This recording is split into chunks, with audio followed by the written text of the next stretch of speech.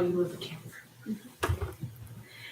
Hi, I'm Coach Tracey Knight, and I want to welcome you back to another episode of Real Women, Real Leaders, Real Talk. And on this show, I always want women to have a place where they can come and get answers and real viable solutions to some of the most pertinent leadership questions and life questions that they have. My intention is that you live and lead audaciously at all times. So today, what I want to talk about is growth, another growth concept, and it's really growth hacking, if you will. And this is all about being able to know yourself to grow yourself. This sounds real simple because it is real simple. It's just not always easy to do. So let me break it down for you so that it can be easy. Know yourself to grow yourself. In order for you to close the gap on where you are to where you want to be, maybe this is in your career. You find yourself in this role, and maybe you want to get to this role. Maybe you've always wanted to start a business. So you're in your position, you want to leave your position and start a business. So to go from here to here.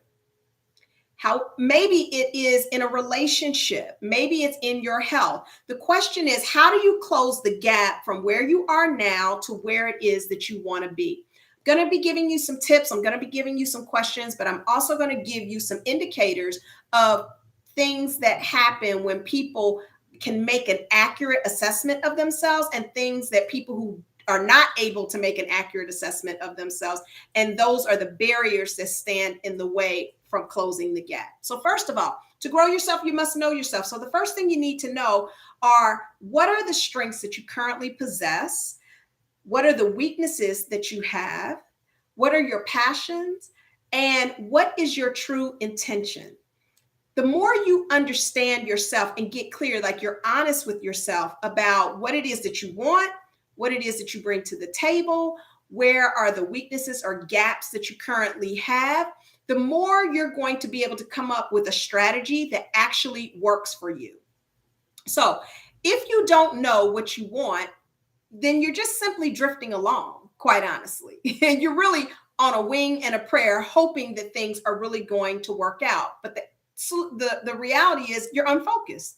So in order to get focus, if you need to do a SWOT analysis, if you need to get in coaching, a coach can help you pinpoint down what those strengths, weaknesses, opportunities, threats, talents, what I call your ikigai, which is like your purpose. Many people say, I don't know what my purpose is. Of course you do. When we find the nexus between what you're passionate about, what you enjoy doing, your skills and talents, when we begin to understand the contribution that you want to make in the world and where there's an actual need, the nexus of that is your purpose. So we can help you figure that out. So just simply book a call with me so that we can get you on the road to success. If you know what you want, but you don't do it, you're going to feel frustrated. So that's when you're in your own way. So we got to help you get out of your own way. Oftentimes you'll start to see things like procrastination kind of creeping in there. If you know what you want and actually do it, you feel focused, you feel purposeful, and you will actually feel fulfilled. Now, what I know for sure is being able to make an accurate assessment of yourself is one of the social and emotional intelligence competencies. So I'm going to read to you from my assessment tool some of the things that you can look for, and you do a little assessment of yourself as to where you fit with being able to assess yourself accurately. So people who have a sense of inner awareness around their strengths and what their capped limitations are, which you can blow past with the right support, this is what they look like. They are reflective and they learn from experiences. Do you do that? They know their capabilities. They know what they can do and what they can't do. And they seek out support in order to augment that. They are open to candid feedback. They're open to new perspectives, continuous learning, and self-development. Where are you with that? They ask for help from others who might have more experience, knowledge, or ability. They have the ability to identify and target areas of improvement and change. And then finally, they demonstrate a desire to learn and grow. Because if you're not growing, you're actually dying. Okay? Dying on the vine. So are you at your workplace dying on the vine, or are you really growing into the person that you've always seen yourself to be? If you are lacking in the competency of accurate self-assessment, here's what it might look like. Number one, you may tend to want to appear right in front of others. And that oftentimes is because we don't want others to sort of find us out or to think less of us. So that keeps us from really becoming aware of what our strengths and limitations are. People who are lacking in this competency also fail to ask for help. They think that they have to do it all and they carry the weight on their shoulders. They compete with others instead of cooperating or collaborating. They exaggerate their own value and contribution. They set unrealistic, overly ambitious, and unattainable goals for themselves and others. And so oftentimes when you're leading teams and these expectations are so high, they're like unachievable, you will see that your team members leave, or they are, let's just say, they're sluggish in the workplace. They're not performing at the level that you know that they could. And it might be because your expectations are way too extreme. They're way too high. People who are lacking in the competency of being able to accurately assess themselves push themselves so hard. It's often at your own expense. Does that sound like you? They push others hard as well. Are you getting that type of feedback? They tend to micromanage or take over instead of delegating. They don't even know how to delegate. They take it all on themselves, thinking that they're the only ones that can do it correctly. They may take credit for others' efforts. They may blame others for mistakes, even if they made them. They cannot admit mistakes or personal weaknesses, and they oftentimes can't accept feedback or criticism. So, in order for you to close the gap from where you are to where you want to be, especially in your career, or maybe it's in starting the business or a relationship or in your health, one of the first things I want you to do is to learn how to begin to request feedback.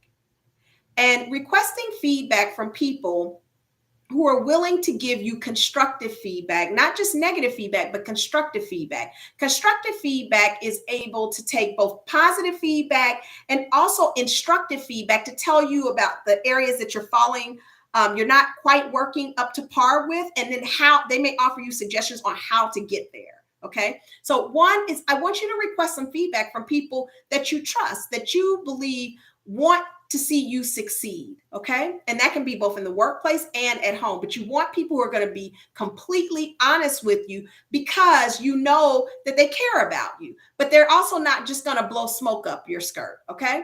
The second thing I want you to do is to make it safe for people to give you feedback. So in order for you request the feedback, but if people don't feel like you will be open to receive it, they're going to be resistant and hesitant about giving it to you. Most of the time, because people do not want to get into arguments and debates. They do not want you to dislike them. So in order for you to make it safe for people to give you feedback, you have to create that environment where you are open and receptive and you depersonalize it. It is not an attack on you. It is information to help you to course correct so you can become a better version of yourself.